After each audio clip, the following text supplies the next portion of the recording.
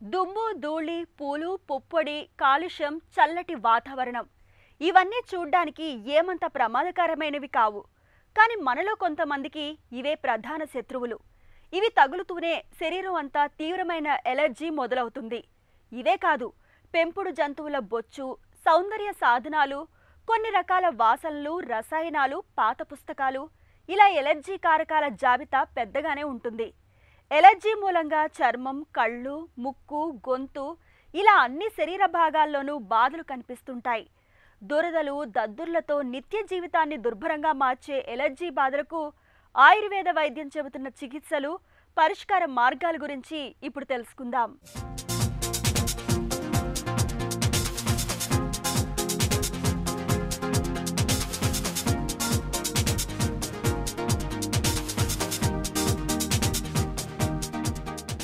సహజంగా దేశ సరిహద్దులోకి ఎవరైనా శత్రువు ప్రవేశించినప్పుడు వెంటనే మన సైన్యం అప్రమత్తమైపోతుంది. అవసరమైతే శత్రువు ప్రవేశాన్ని నిరోధించటానికి దాడులకు కూడా పాల్పడవచ్చు.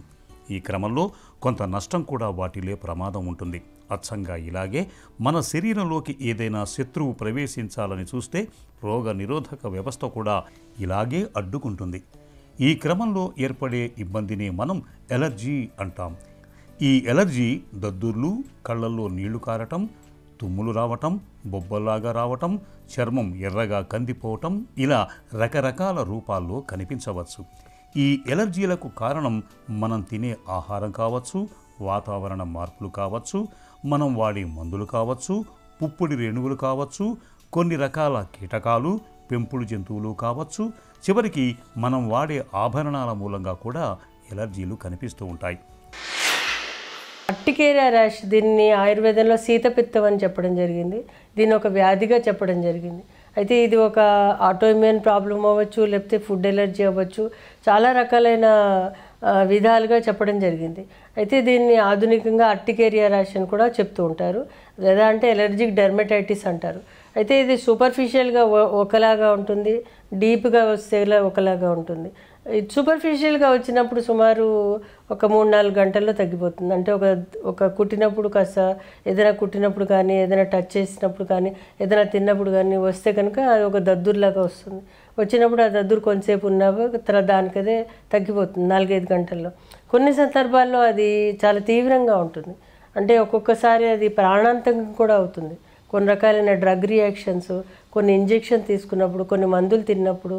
కాబట్టి మనకి ఏ విధంగా ఈ యొక్క ర్యాషెస్ వస్తున్నాయి అనేది తప్పనిసరి చూడాలి. ర్యాషెస్ అనేవి, ఈ యొక్క శీతపిత్తం అనేది చాలా రకాలు. అంటే ఏంటి, ఒక్కోసారి స్ట్రెస్గా వస్తుంది, ఒకసారి టచ్ వల్ల వస్తుంది, ఒకసారి నీళ్ళ వల్ల వస్తుంది, ఒకసారి ఆహారం వల్ల వస్తుంది, ఒక పుప్పొడి వల్ల వస్తుంది. దేనివల్ల అనేది మనం చెప్పడం చాలా కష్టం. కాబట్టి వాళ్ళ దైనందిన కార్యక్రమాలతోటి మనం చూసుకుని దాని ప్రకారం మనం వాళ్ళ మార్పులు చేర్పులు చేస్తే కనుక చాలా త్వరగా తగ్గడానికి అవకాశం ఉంటుంది. ఇక్కడే మనం చేసేవన్నీ న్యాచురల్గా ప్రక్రియల ద్వారా చేస్తుంటాం కాబట్టి ఆ బాడీ అది సడన్గా గుర్తించలేకుండా అది రియాక్ట్ అయింది కాబట్టి దాన్ని మళ్ళీ మనం న్యాచురల్గా తీసుకొచ్చినప్పుడు త్వరగా వాళ్ళు కోరుకుంటారు. అయితే మనం ఆహారంలో చాలా మటుకు ఏంటంటే కొన్ని పదార్థాలు పూర్తిగా అందరికీ పడని పదార్థాలు ఉంటాయి. ముఖ్యంగా మష్రూమ్స్ లాంటివి ఆల్మోస్ట్ 70-80% జనాభాకి పడవు. కొన్ని రకాలైన సీ ఫుడ్స్ 70-80% జనాభాకి పడవు. కాబట్టి అవి చూసి తినాలి మనం. అలాగే ఇవాళ రేపు చాలా మటుకు బాగా వేయించిన పదార్థాలు, అదే పనిగా ఒకటే నూనె కాచి ఉంటుంది. ఆ నూనె తిన్నప్పుడు కూడా ఎవరికైనా కానీ వస్తుంది ఎలర్జీ. కాబట్టి చాలా మటుకు అప్పటికప్పుడు వండిన నూనెలతో చేసుకున్న పదార్థాల ద్వారా మనకి ఏ విధమైన ఇబ్బంది ఉండదు. ఆ విధంగా మనం చూడాలి.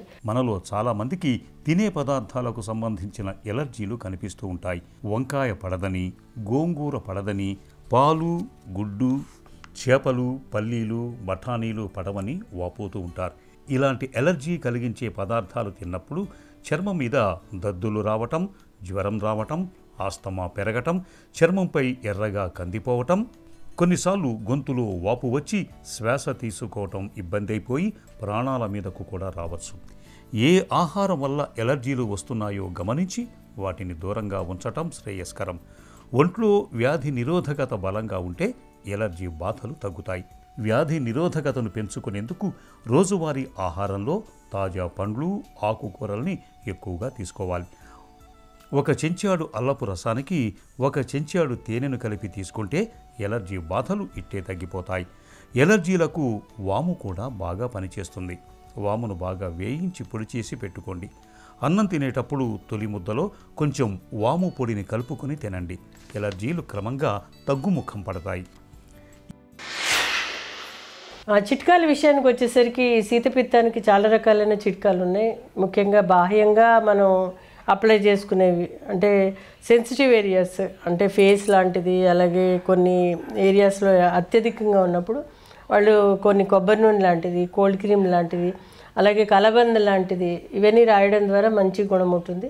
అలాగే మనకి గరిక అనేది మనకి దొరుకుతూ ఉంటుంది. గరికని గ్రైండ్ చేసి ఆ రసంలో కొంచెం కొబ్బరి నూనె కలిపి ఎక్స్టర్నల్గా ఎక్కడైతే దద్దురు వచ్చిందో అక్కడ రాస్తే కనుక చాలా త్వరగా మానిపోతుంది. ఎందుకంటే కొన్ని సందర్భాల్లో మచ్చపడడం కూడా జరుగుతూ ఉంటుంది. ఇది కాకుండా ఏంటంటే కొబ్బరి నూనె అలాగే అరటిపండు గుజ్జు కలిపేసి కూడా అప్లై చేస్తే కూడా మంట తగ్గి కొంచెం త్వరగా వాళ్ళకి ఆ శరీరంలో అది తగ్గడానికి అవకాశం ఉంటుంది. ఇంటర్నల్గా చాలా రకాలైన చిట్కాలు ఉన్నాయి. ముఖ్యంగా మనకి జీలకర్ర చాలా బాగా పనిచేస్తుంది. పైత్యహారంగా చెప్పచ్చు. అల్లం పైత్యహారము, అలాగే మనకి ఏదైతే సోంపు ఉంటుందో అది కూడా పైత్యహారంగా పనిచేస్తుంది. అయితే అల్లం ఒక 5 గ్రాములు తీసుకోండి, అలాగే జీలకర్ర ఒక 5 గ్రాములు, అలాగే సోంపు 5 గ్రాములు ఇవన్నీ కూడా గ్రైండ్ చేసేసి దీంట్లో తేనె వేసేసి రోజుకు 2-3 సార్లు ఒక అర చెంచాడు చొప్పున తీసుకుంటే కనుక చాలా బాగా పనిచేస్తుంది. అలాగే మాది ఫలము అనేది ఒక పెద్ద గజనిమ్మ పండు అంటాం. ఆ గజనిమ్మ పండు రసం తీసుకొచ్చి దానికి కొంచెం తేనె కలిపి నీళ్ళలో కలిపి తీసుకుంటే కూడా చాలా బాగా పనిచేస్తుంది. అలాగే మనకి ఆహారంలో మనకి ఏదైతే మనం అన్నము వార్చేస్తామో ఆ గంజిలో కొంచెం ఎస్టిమధు అనేది వేసి తీసుకుంటే కూడా చాలా బాగా పనిచేస్తుంది. అయితే ఈ గంజినే ఎక్స్టర్నల్గా అప్లై చేయడం ద్వారా కూడా ఒక మంట పోటు అనేవి తగ్గి త్వరగా ఉపశమనం ఉంటుంది. చాలా మటుకు ఏమవుతుందంటే వింటర్ సీజన్స్లో అప్పుడు డ్రై అయిపోయినప్పుడు ఇంకా ఇబ్బంది పెడుతూ ఉంటుంది. అప్పుడు ఇది తప్పనిసరి ఎక్స్టర్నల్ అప్లికేషన్స్ లాంటివి పాటించాలి. చికిత్స విషయానికి వచ్చేసరికి శీతపిత్తానికి చాలా రకాలైన ఔషధాలు ఉంటాయి. ముఖ్యంగా నిరోధక శక్తి పెంచేందుకు త్రిఫలా రసాయనం అని, అలాగే వాళ్ళకి ఇంటర్నల్గా సూతశేఖర్ రస్ అనేసి, కామధుగ రస్ అనేసి చాలా రకాలైన ఔషధాలు ఉన్నాయి. ఇవన్నీ కూడా ఏంటంటే వాళ్ళ యొక్క అవస్థను బట్టి, వచ్చే తీరుని బట్టి, వాళ్ళకి ఎన్నాళ్ళ నుంచి వస్తుందని చూసి దాని ప్రకారం మందులు ఇవ్వాల్సి ఉంటుంది. ఎందుకంటే యాంటీహిస్టమిన్ ప్రాపర్టీస్ ఉన్నవి కొన్ని ద్రవ్యాలు ఉన్నాయి ఆయుర్వేదంలో. అవి వాళ్ళకి కంటిన్యూస్గా వాడుతుండగా తగ్గుతుంది. ఎలర్జీలను నివారించుకోవాలంటే మొట్టమొదట మనం తినే ఆహారాలకు సంబంధించి ఒక డైరీ రాయటం వల్ల చాలా ఉపయోగం ఉంటుంది. ఉదయం నుండి రాత్రి దాకా ఏ ఆహారాలు తీసుకున్నామన్న దానిని బట్టి ఎలర్జీలను గుర్తించి వాటిని దూరంగా ఉంచవచ్చు. అలాగే మనం వాడే మందుల గురించి పూర్తి సమాచారం అందుబాటులో ఉంచుకోవాలి. ఇంట్లో పెంపుడు జంతువుల వల్ల ఎలర్జీలు వస్తున్నాయేమో కూడా గుర్తించి వాటిని దూరంగా ఉంచటం చేయాలి. ఇక సీజనల్గా వచ్చే ఎలర్జీలైతే వాటికి తగిన జాగ్రత్తలు, చికిత్స తీసుకోవాలి. ఎలర్జీ బాధలు ఎంతకీ తగ్గనప్పుడు శారిబాద్యాసవం, మహామంజిష్టాది కషాయం, కదిరారిష్టం, వాసాదిష్టం, ఆరోగ్యవర్ధిని వంటి ఔషధాలను కొంతకాలం పాటు నిపుణుల పర్యవేక్షణలో వాడుకుంటే ఎలర్జీ బాధలు చాలా వరకు తగ్గిపోతాయి.